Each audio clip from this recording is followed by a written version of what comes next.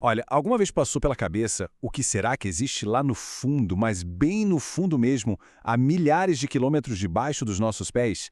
Pois é, hoje a gente vai embarcar numa viagem, e que viagem! Uma descida direto para o coração do nosso planeta, para entender de uma vez por todas como ele é por dentro. Essa é a grande pergunta, né? E olha, isso aqui não é papo de ficção científica, não. É geologia pura. E as respostas são muito mais incríveis do que a gente costuma imaginar. Então, bora mergulhar fundo nisso. Então, qual vai ser o nosso caminho? Primeiro, a gente vai entender que existem dois jeitos, dois mapas que os cientistas usam para olhar a Terra por dentro. Depois, a gente começa a nossa descida camada por camada. Daí, vamos ver como é que os cientistas sabem de tudo isso, né? Vamos dar uma olhada nas últimas descobertas e, no final, a gente amarra tudo para entender por que isso é tão importante para a nossa vida aqui na superfície. Ok, antes de começar a cavar, a gente precisa entender uma coisa fundamental. Como é que os geólogos enxergam o interior da Terra? Porque, veja bem, não tem só um jeito de olhar. Na verdade, são duas maneiras principais e uma completa a outra. Para ficar fácil de entender, pensa num bolo. A visão composicional é tipo a lista de ingredientes, do que ele é feito: farinha, ovo, chocolate. Já a visão mecânica, bom, essa fala da textura, como ele se comporta. A cobertura é durinha, o recheio é mais cremoso, o bolo é fofinho. Para sacar a Terra de verdade, a gente precisa dessas duas visões juntas, saber do que ela é feita e como ela se mexe. Beleza, agora sim, com os mapas na mão, a descida vai começar de verdade. A gente vai atravessar as grandes camadas, uma por uma, desde a superfície onde a gente está agora, até chegar lá no centro super quente do planeta. Segura aí! Primeira parada, a nossa casa, a crosta terrestre. É aqui nesse chãozinho que toda a nossa história acontece. Mas, como a gente vai ver, isso aqui é só a casquinha da maçã, sabe? E se a gente olha os números, dá para ter uma ideia de como ela é fininha. Pensa só, a espessura dela vai de uns míseros 5 quilômetros debaixo dos oceanos até uns 70 quilômetros embaixo das montanhas gigantes, tipo o Himalaia. E ela é feita basicamente de silicatos, que são rochas mais leves, que ficam como que flutuando no material mais denso que vem logo abaixo. Essa nossa plataforma de vida que parece tão sólida, na verdade é super frágil e tá toda rachada em placas que não param de se mexer. Mas o que é que faz essas placas gigantes se moverem? Para descobrir isso, a gente vai ter que descer mais um pouco. Ok, adeus, crosta. Agora a gente está mergulhando fundo na maior camada do planeta de longe. Bem-vindos ao manto. E o que impressiona aqui é a escala. Olha isso. O manto tem quase 3.000 quilômetros de espessura. É coisa pra caramba. E presta atenção no estado dele. Sólido, viscoso. Como assim? Imagina um piche, um asfalto bem quente. Ele é sólido, mas ele se move, ele flui, só que numa velocidade absurdamente lenta, ao longo de milhões e milhões de anos. E é exatamente esse fluxo super lento que funciona como o grande motor do nosso planeta. O calor que vem lá do núcleo esquenta o manto por baixo e cria umas correntes gigantescas, como água fervendo numa panela, sabe? São essas correntes que empurram as placas tectônicas lá em cima, na crosta. E o resultado? Terremotos, o nascimento de montanhas e a fúria dos vulcões. Tudo começa aqui.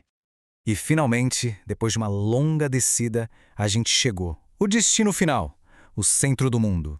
Senhoras e senhores, o núcleo da Terra. E aqui a coisa fica muito louca. A gente vê que ele é dividido em dois. O núcleo externo é líquido, feito de ferro e níquel derretidos com temperaturas que chegam a 5.000 Kelvin. Mas aí vem o mais doido. Lá no miolinho, o núcleo interno é sólido. E detalhe, ele é ainda mais quente com 7.000 Kelvin. Como pode?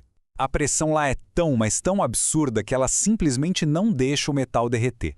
E essa divisão, pessoal, é absolutamente crucial para nós. É o movimento desse ferro líquido todo lá no núcleo externo que cria uma espécie de dínamo gigante. E esse dínamo gera o campo magnético da Terra. Pensa nesse campo como um escudo invisível que protege o planeta inteiro da radiação perigosa que vem do Sol. Sem ele, a vida como a gente conhece simplesmente não existiria na superfície. Tá. A essa altura do campeonato deve ter uma pergunta martelando aí na cabeça, né?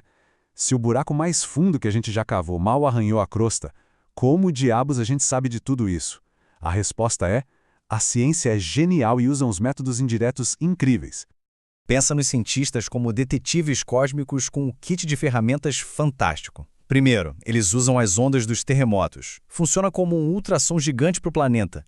Eles ouvem como essas ondas viajam e batem nas coisas lá dentro para mapear as camadas. Segundo, meteoritos. Eles são tipo fósseis da formação do sistema solar. Analisando eles, dá para ter uma ótima ideia dos ingredientes que formaram a Terra. E para fechar, em laboratórios eles recriam a pressão absurda do núcleo esmagando minerais com bigornas de diamante. É uma investigação espetacular, toda feita à distância. E essa investigação ela nunca para. Aquela imagem que a gente tinha do interior da Terra não é uma foto estática, congelada no tempo. Pelo contrário, ela está sendo ajustada, refinada e até redesenhada o tempo todo, com descobertas super recentes.